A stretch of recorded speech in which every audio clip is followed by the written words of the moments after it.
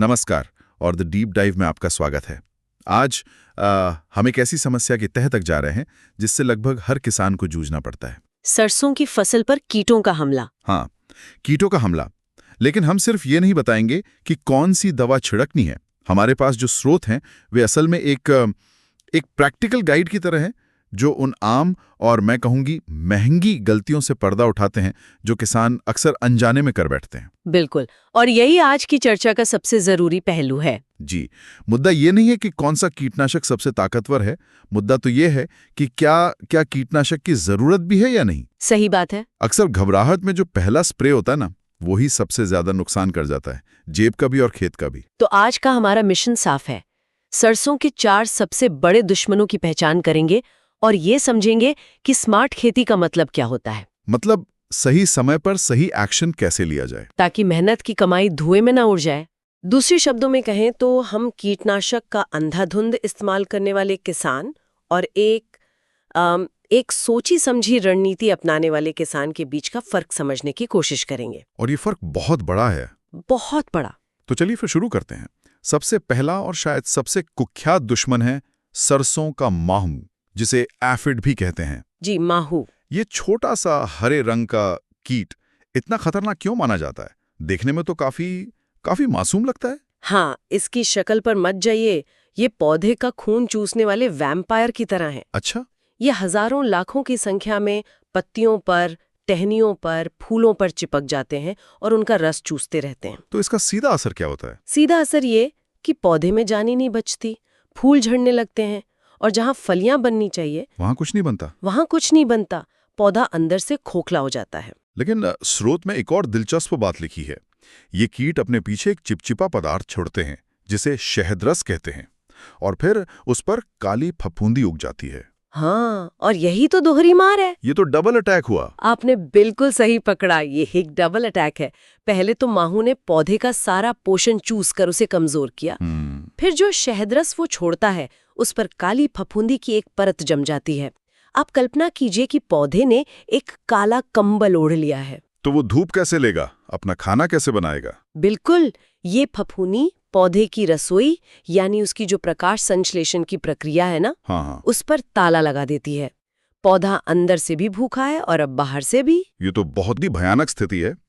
तो इससे निपटने के लिए हमारे तर्कश में क्या तीर हैं? स्रोत में कुछ सस्ते और जैविक तरीकों का जिक्र है, जैसे पीली चिपचिपी ट्रैप। हाँ, ये एक बहुत ही स्मार्ट तरीका है। माहू जो है वो पीले रंग की तरफ आकर्षित होता है। अच्छा। तो जब आप खेत में प्रति हेक्टर 10-12 पीली ट्रैप लगा देते हैं तो ये कीट उन पर जाकर चिपक जाते हैं। ये शुरुआती हमले को रोकने के लिए बहुत कारगर है। और नीम का तेल? इसी तरह नीम का तेल लगभग 3 मिलीलीटर प्रति लीटर पानी में मिलाकर छिड़काव करना भी एक बेहतरीन जैविक उपाय है। और अगर हमला बढ़ गया हो तब तो रासायनिक विकल्पों पर आना ही पड़ेगा। स्रोत में इमिडाक्लोप्रिड और थायोमेथॉक्साम का जिक्र है। जी है। लेकिन यहीं पर स्रोत एक बहुत बड़ी चेतावनी देता है, और मुझे लगता है कि ये सबसे जरूरी बात है जो आज हम कर रहे हैं। और वो चेतावनी ही सब कुछ है। स्रोत साफ कहता है, माहू पूरी तरह फैल जाने के बाद स्प्रे करने का कोई फायदा नहीं, सिर्फ पैसा बर्बाद होता है। 1 मिनट, ये तो बहुत बड़ी बात है। मतलब अगर किसान सही समय चूक गया तो सब खत्म। तो वो सिर्फ कीटनाशक पर पैसा बर्बाद नहीं कर रहा, बल्कि अपनी फसल को अपनी आंखों के सामने खराब होते देख रहा है। ये तो बहुत बड़ी गलती है। बिल्कुल, और यही सबसे आम गलती है। खेती में देर आए दुरुस्त आए नहीं चलता। यहाँ देर आए सब गंवाए वाला हिसाब है। हाँ बिल्कुल, जब आपको कुछ पौधों पर माहू का हमला दिखे, एक्शन लेने का सही समय वही है। इंतजार करने का मतलब है कि आप कीट को अपनी फसल पर दावत देने का न्योता दे रहे हैं। वाह, ये लाइन तो हर किसान को अपने ट्रैक्टर पर लिखवा लेनी चाहिए। सही समय पर 1 रुपए का एक्शन बाद में 100 रुपए के नुकसान से बचाता है। चलिए, माहू तो पौधे को अंदर से कमजोर करता है, लेकिन कुछ दुश्मन ऐसे भी हैं जो पौधे पर सीधे बाहर से हमला करते हैं। जैसे ये पेंटेड बग या चितकबरा कीट। हाँ, पेंटेड बग। इसका हमला तो बिल्कुल अलग तरीके से होता है। हाँ, पेंटेड बग का निशाना होती है फसल की शुरुआती अवस्था। जब पौधे छोटे और नाजुक होते हैं, ये उनका रस चूसकर उन्हें सुखा देता है। और इसकी पहचान होती है पत्तियों पर पड़ने वाले सफेद पीले धब्बों से। लेकिन इसके नियंत्रण का राज कीटनाशक की बोतल में नहीं, बल्कि किसान की नजरों में छिपा है। नजरों में, इसका क्या मतलब हुआ? इसका मतलब है निगरानी। स्रोत इस बात पे बहुत जोर देता है कि सुबह और शाम खेत का चक्कर जरूर लगाएं, और इससे भी जरूरी है खेत की साफ सफाई। अच्छा, खरपतवार वाली बात। जी, अगर आपके खेत में खरपतवार हैं तो आपने पेंटेड बग को छिपने और अपनी आबादी बढ़ाने के लिए एक शानदार होटल मुफ्त में दे दिया है। सही बात है। खरपतवार हटा दीजिए, दुश्मन के छिपने के ठिकाने खत्म हो जाएंगे। ये एक बहुत ही सरल लेकिन बहुत प्रभावी रणनीति है। ये तो वही बात हुई कि हम कीटनाशक पर खर्च करने के बजाय थोड़ी मेहनत करके समस्या को जड़ से ही खत्म कर दें। लेकिन आपने पहले स्मार्ट खेती की बात की थी। क्या इसका मतलब यह है कि हमें 1 या 2 कीट देखते ही स्प्रे नहीं करना चाहिए? एकदम सही। यहीं पर एक बहुत जरूरी कॉन्सेप्ट आता है जिसे कहते हैं आर्थिक क्षति स्तर या इकोनॉमिक थ्रेशोल्ड लेवल, ETL। आर्थिक क्षति स्तर, यानी हम कह सकते हैं कि ये कीटों की वो लक्ष्मण रेखा है जिसे पार करने के बाद वे हमारी जेब पर डाका डालना शुरू कर देते हैं। क्या बात है, इससे बेहतर तरीके से इसे कोई नहीं समझा सकता था। बिल्कुल, यही मतलब है। अच्छा, जब तक कीट उस रेखा के नीचे हैं, वे छोटी मोटी चोरी कर रहे हैं जिसे हमारे मित्र कीट या पौधे की अपनी शक्ति संभाल सकती है। हमें दखल देने की जरूरत नहीं है। लेकिन जैसे ही उनकी संख्या उस लक्ष्मण रेखा को पार करती है, तब हमें एक्शन लेना होता है। बिना गिने चुने स्प्रे करना ऐसा है जैसे घर में एक मच्छर देखकर पूरे मोहल्ले में फॉगिंग करवा देना। पैसा भी बर्बाद और सेहत का नुकसान अलग। जी, समझ गया। तो पहले निगरानी, फिर गिनती, और अगर कीट लक्ष्मण रेखा पार करें तब क्लोरोपाइरीफॉस या डाइमिथोएट जैसे रासायनिक विकल्पों के बारे में सोचना है। चलिए, ये फंडा तो साफ हो गया। अब आते हैं तीसरे दुश्मन पर। स्रोत में सरसों की यारी मक्खी या सॉफ्लाई का जिक्र है, और यह मामला थोड़ा दिलचस्प है क्योंकि असली विलन मक्खी नहीं बल्कि उसके बच्चे हैं। हाँ, उसकी जो इल्ली यानी लार्वा होती है वो पत्तियों की भुक्कड़ होती है। भुक्कड़। हाँ, स्रोत में इसका वर्णन बहुत अच्छे से किया गया है। इल्ली पत्तियां इस तरह कुतर देती हैं कि सिर्फ नसें बचती हैं। आप सोचिए, पौधे का पूरा सोलर पैनल ही खत्म। अरे बाप रे, ये तस्वीर तो दिमाग में छप जाती है। लेकिन इसके नियंत्रण के लिए स्रोत में जो तरीका बताया गया है वो मुझे थोड़ा अजीब लगा। कौन सा? उसमें लिखा है कि अंडों और इल्लियों को हाथ से इकट्ठा करके नष्ट कर दें। हाँ? क्या ये वाकई में प्रैक्टिकल है? कौन करेगा इतनी मेहनत? ये सवाल हर किसी के मन में आता है, लेकिन छोटे किसानों के लिए ये सोने जैसा है। कैसे? सोचिए, आपके पास 2 रास्ते हैं। या तो बाजार जाकर 500 रुपए का कीटनाशक खरीदे, या फिर सुबह 1 घंटा मेहनत करके उन इल्लियों को हाथ से हटा दें। ये 100% असरदार है, इसमें कोई खर्चा नहीं है, और ये पर्यावरण के लिए भी सुरक्षित है। कभी कभी सबसे सरल और पुराने लगने वाले समाधान ही सबसे स्मार्ट होते हैं। ये तो एक अलग ही नजरिया है। मतलब टेक्नोलॉजी और रसायनों की दुनिया में कभी कभी हमारे हाथ ही सबसे अच्छा औजार होते हैं। बिल्कुल। और अगर खेत बड़ा हो और हाथ से काम ना चले, तब मैलाथियन या क्विनाफॉस जैसे रसायन काम आते हैं। लेकिन यहाँ भी समय का महत्व है। जब इल्लियां छोटी होती हैं तब उन पर दवा का असर सबसे ज्यादा होता है। बड़ी होने पर वो ज्यादा जिद्दी हो जाती हैं। ठीक है, तो हमने रस चूसने वाले, धब्बे बनाने वाले और पत्ते खाने वाले दुश्मनों से मुलाकात कर ली। लेकिन अब बात करते हैं उस दुश्मन की जो सीधे सीधे पैदावार पर, यानी हमारी अंतिम कमाई पर हमला करता है। फली बेधक या कैटरपिलर। हाँ, फली बेधक। ये सबसे सीधा नुकसान पहुंचाने वाला कीट है।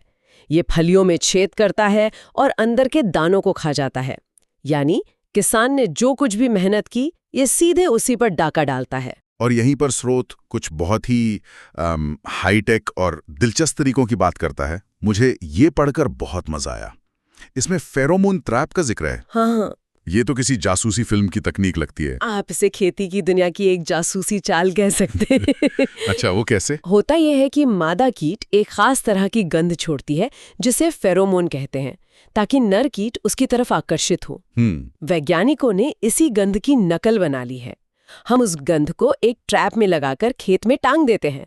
नर कीट बेचारे धोखे में आ जाते हैं। वे मादा की तलाश में ट्रैप में पहुंचते हैं और फंस जाते हैं। वाह, मतलब हम कीटों को ही धोखा दे रहे हैं, उनकी आबादी को बढ़ने से पहले ही रोक रहे हैं। ये तो कमाल का आइडिया है ना? और एक और नाम है, थोड़ा मुश्किल सा, बैसिलस थ्यूरिनजिएंसिस। ये क्या चीज है? इसे शॉर्ट में BT कहते हैं।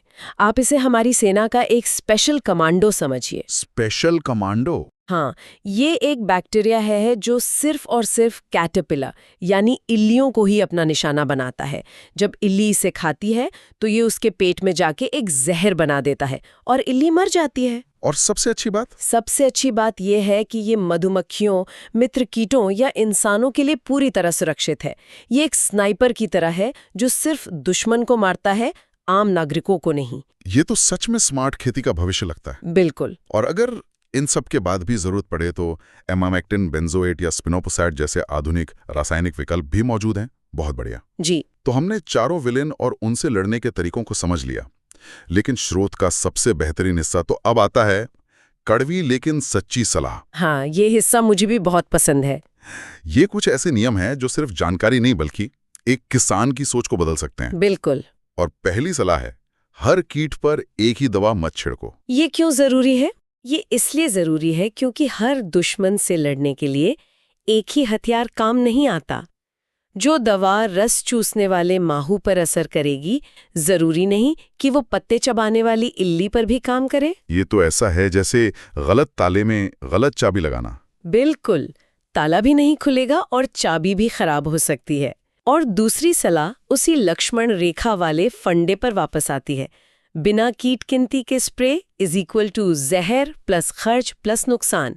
ये समीकरण तो हर किसान को याद रखना चाहिए। ये एक ऐसा नियम है जो किसान की जेब भी बचाता है और जमीन की सेहत भी। अब तीसरी सलाह के पीछे के विज्ञान को समझते हैं। सुबह या शाम ही छिड़काव करो। इसके पीछे एक बहुत सीधा तर्क है। हाँ, ये मैंने सुना तो है, लेकिन इसका असली कारण क्या है? 2 मुख्य कारण है।